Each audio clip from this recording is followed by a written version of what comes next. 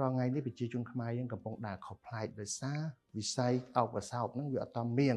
ប៉ុន្តែប្រទេសគេធ្វើដូចគ្នាដែររដ្ឋរាជដូចគ្នាដែរប៉ុន្តែអា common sense គឺសុភវិនិច្ឆ័យ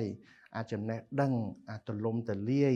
គេមានទាំងអស់ឧទាហរណ៍គេធ្វើអីក៏ដោយគេធ្វើគឺដើម្បីសង្គមគេធ្វើគឺដោយសារគេមានចំណេះដឹងពិតប្រាកដគេធ្វើដោយសារគេមានព័ត៌មានពេញលេញហើយគេធ្វើដោយសារគេដឹងថាអ្វីទៅគឺច្បាស់លាស់អ្វីទៅដែលជារបស់ល្អអ្វីគឺមិនល្អគេមានការគេហៅចំណេះផ្ទៃក្នុងដែលគេអោបកសោបពីសង្គមពីការរស់នៅវារៀនហ្នឹងវាពោពេញចំណេះដឹងអញ្ចឹងគេដឹងថាអ្វីទៅតែគេចែកម្លែកទៅវាជួយផលប្រយោជន៍ដល់ដទៃអ្វីទៅជាការលេងសើចបំផ្លាញហើយគេដឹងថារបស់ហ្នឹងជួយកសាងសង្គមឬក៏ជួយបំផ្លាញសង្គមគេដឹងដោយសារគេហៅថា intelligent knowledge education របស់គេហ្នឹងឆ្លៀសវៃនិយមចំណេះដឹងហើយនឹងការយល់ដឹងពីសង្គមរបស់គេហ្នឹងហើយគេយល់ថាតើអ្វីគេធ្វើហ្នឹងវាមានភាពគេហៅ noble cause ណាហើយផលរបស់គេហ្នឹងវាថ្លៃថ្នូរប៉ុណ្ណាធ្វើទៅយើងវាអត់មានអាហ្នឹងវាបាត់អាគ្រឹះអស់ហ្នឹងដោយសារសន្ទាប់នៅសង្គមយើងវាអត់មានអាគ្រឹះ fundamental គ្រឹះ foundation ហ្នឹងហើយមួយទៀតផងដែរយើងធ្វើទៅយើងអត់ដឹងថាតើធ្វើហ្នឹងវាជាអត្តពល sensitive រសើបយ៉ាងម៉េចទៅដល់ជំនាន់ក្រោយអញ្ចឹងអាកតាទាំងអស់នឹងហើយដែលធ្វើឲ្យប្រជាពលរដ្ឋយើងធ្វើអ្វីដែលធ្វើសំបីមិនមែនតែយុវជនទេបច្ចុប្បន្ននេះអ្នកតាំងខ្លួនតែជា influencer អ្នកតាំងខ្លួនដែលជាអ្នក producer អប់រំផ្សេងយើងឃើញថាវាមានការខុសឆ្គងច្រើនដោយសារកតាយល់ដឹងរបស់គាត់វារាក់ដោយសារស៊ីជម្រៅនៃសង្គមវប្បធម៌របស់យើងហ្នឹងក៏អត់ដឹងការអប់រំវាខ្លីដូច្នេះហើយយើង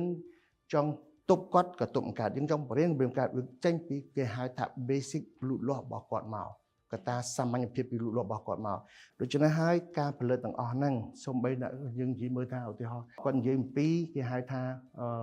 កុំឲ្យមើងងាយប៉ុន្តែគាត់បង្ហាញអំពីបង្រៀនជេរបរៀនជ្រះអះគ្នាទៅវិញគាត់ចង់បរៀនអំពីថាឲ្យតម្លៃមនុស្សមិនប៉ុន្តែគាត់ទៅបរៀនអំពីមុននឹងឲ្យតម្លៃយើងធ្វើមើងងាយអ្នកក្រមិនគាត់បង្រៀនគេវិញមិនគាត់អត់មានប្រាប់ថាបង្ហាញដើម្បីប្រាប់ឲ្យដឹងពីល្អបង្ហាញដើម្បីប្រាប់ឲ្យគេជាអត្តពលវិជ្ជមានបង្ហាញដើម្បីបរៀនដល់សង្គមបង្ហាញដើម្បីឲ្យយល់ថាសិលធម៌យើងវប្បធម៌យើងហើយប្រពៃណីយើងវាមានថ្លៃថ្នូរចេះឧទាហរណ៍យើងលេងការ៉ាអូខេស្រុកខ្មែរយើងលេងផលិតរាល់ថ្ងៃប៉ុន្តែយើងមិនដែលផលិតវីដេអូណាដែលច្រៀងទៅសង់ដំងហើយចូលតដឹងមកការថ្លៃថ្នូរប្រពៃណីមានកូនចូលរៀនហើយចាស់ទុំចំយាយតាអត់ទេយើងបង្ហាញអំពីតែដដើមសងសាគេនៅមុខប្តីគេមុខប្រពន្ធគេប្រុសគេលោកស្រីគេមុខប្រពន្ធគេអាហ្នឹងគេហៅថាប្រពៃណីគ្មានតម្លៃនៅក្នុងឆាកជីវិតទេសួរថាចុះក្នុងជីវិតសង្គមខ្មែរយើងគ្មានអ្នកបញ្ញវន្តគ្មានអ្នកសិលធម៌គ្មានប្រពៃណីដែលមើលខុសត្រូវផលិតផលប្រភេទហ្នឹងបាទយើងបណ្ដោយសាធារណៈដែលវីដេអូណាបង្រៀនដល់ក្មេងដែលយកជាគ្រឹះជាមេរៀនបានដូច្នេះហើយវាផ្ដោតពីលើក្រសួងសម័យមួយតែឥទ្ធិពល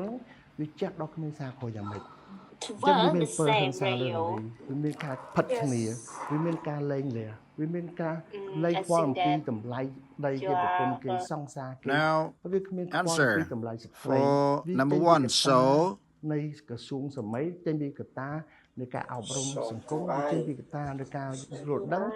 ដែលយើងជាអាណាព្យាបាលក្នុងសាលានេះអប់រំអញ្ចឹងយើងនិយាយទៅមិនត្រឹមតែយុវជនទេតែជំទាប់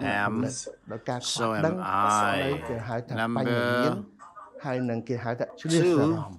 យើងខ្វះអានឹងមួយទៀតអញ្ចឹងការធ្វើអីក៏ដោយវាគេហៅថា shallow រាក់មែនតើអារយៈនេះហើយដែលបង្រៀនសង្គមទាំងមូលឲ្យទៅជាសង្គមមួយដែលគ្មានទិសដៅហើយខ្ញុំព្រួយបារម្ភខ្លាំងបំផុតបច្ចុប្បន្នភាពអញ្ចឹងខ្ញុំក៏អំពាវនាវគ្រប់ក្រសួងទាំងអស់ឲ្យមើលទៅលើទំនួលខុសត្រូវរៀងៗខ្លួនមិនថាសង្គមខាងវប្បធម៌សង្គមខាងសិល្បៈសង្គមខាងអប់រំសង្គមណាក៏ដោយខាងព័ត៌មានមុននឹងយើងឲ្យចេញឲ្យមួយហ្នឹងអាសិទ្ធិរបស់គេក្នុងប្រទេសដែលប្រជាជនចេះដឹងចំណេះដឹងទូលំទូលាយវិស័យអប់រំពេញលក្ខណៈប្រទេសអភិវឌ្ឍយើងធ្វើបានប្រទេសយើងដែលកំពុងអភិវឌ្ឍ បលែងអញ្ចឹងគឺដូច រៀនរបស់យើងទៀតមានន័យថាក្នុងរៀនលោកអ្នកអាច មានន័យថាយើង លោកអ្នកអាចឆ្លើយឆ្លងជាមួយខ្ញុំបានហើយខ្ញុំជាទីប្រឹក្សាសម្រាប់លោកអ្នក ការវិនិច្ឆ័យរបស់គាត់គឺមិនបានដឹងថាអ្វីល្អអ្វីខុសទេ តើតូនជាមួយនឹងការប្រាប់របស់វិជ្ជាករ ដូច្នេះហើយជួនកាលយើង លោកអ្នកត្រូវការសភៅ ហើយយើងតាមចុះឲ្យ តើតូនវិជ្ជាករនេះហើយលោកអ្នកអាចធ្វើអ្វីបានតាមរយៈលេខ Telegram ឬក៏លេខ2 មនុស្សយើងធ្វើល្អ 6ខ្លះនេះគឺមានតម្លៃមិនថ្លៃទេធៀបជាមួយនឹងតម្លៃនៅទីផ្សារ មានគេហៅវិជ្ជាជីវៈ ហើយសូមបញ្ជាក់ថាខ្ញុំជាគ្រូភាសាអង់គ្លេសដូច្នេះខ្ញុំដឹងអំពីសភៅណាដែលប្រើប្រាស់ទៅល្អសម្រាប់គូសិស្សបានឆាប់ ថែមគ្រឹះ រៀនទៅឆាប់ចេះមានន័យថាងាយនឹងយល់ខ្ញុំសភៅនេះគឺខ្ញុំអាចនិយាយបានថាលោកអ្នកសិក្សាខ្លួនឯងគឺនឹងងាយឆាប់យល់ទៅអរគុណសម្រាប់ការទស្សនាវីដេអូនេះហើយយើងនឹងជួបគ្នានៅវីដេអូក្រោយទៀត មានអ្វីជាអត្តសញ្ញាណរបស់ខ្លួន